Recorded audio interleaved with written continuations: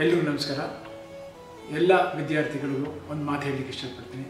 ಅದರಲ್ಲೂ ಸರ್ಕಾರಿ ಶಾಲೆಯಲ್ಲಿ ಓದುವಂಥ ಮಕ್ಕಳಿಗೆ ಏನಂದ್ರೆ ವಿದ್ಯೆ ಅನ್ನೋದು ಎಲ್ಲರಿಗೂ ಬರುವಂಥದ್ದು.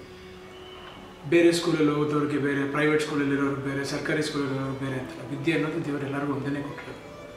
ಆದರೂ ಸರ್ಕಾರಿ ಸ್ಕೂಲಲ್ಲಿ ಓದುವಂಥ ಎಲ್ಲ ಮಕ್ಕಳು ಕಷ್ಟಪಟ್ಟು ಚೆನ್ನಾಗಿ ಓದಬೇಕು. ಇವತ್ತು ನಮ್ಮ ದೇಶ ನಡೀತಿರೋದೇ ಎಲ್ಲ ಡಿಪಾರ್ಟ್ಮೆಂಟಲ್ಲೂ ಸರ್ಕಾರಿ ಸ್ಕೂಲಲ್ಲಿ ಓದಿರುವಂಥ ವಿದ್ಯಾರ್ಥಿಗಳಿಲ್ಲ.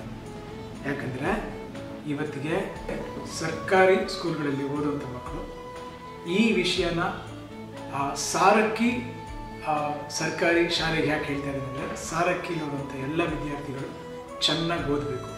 ಸ್ಪೆಷಲಿ 10ನೇ ಸ್ಟ್ಯಾಂಡರ್ಡ್ಲಿ ಓದ್ತಿರೋಂಥ ಹುಡುಗರು. ನಾವು ಭಾಷೆ ಕನ್ನಡ ಮಾತ್ರ ಅಂತಲ್ಲ, ಎಲ್ಲ ಭಾಷೆನೂ ಚೆನ್ನಾಗಿ ಮಾತಾಡಬೇಕು. ನೀವು ಚೆನ್ನಾಗಿ ಓದಿ ಮುಂದಕ್ಕೆ ಬರಬೇಕು. ವಿದ್ಯೆ ಅನ್ನೋದು ಇವತ್ತು ಎಲ್ಲರಿಗೂ ಬೇಕು.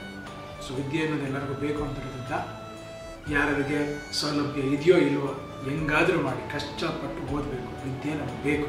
ನೀವೆಲ್ಲ ಚೆನ್ನಾಗಿ ಓದಿ ಜೀವನದಲ್ಲಿ ಮುಂದಕ್ಕೆ ಬರಬೇಕು. ಸೊ ಚೆನ್ನಾಗಿ ಓದಿ ಚೆನ್ನಾಗಿ ಮುಂದಕ್ಕೆ ಬನ್ನಿ. All the best.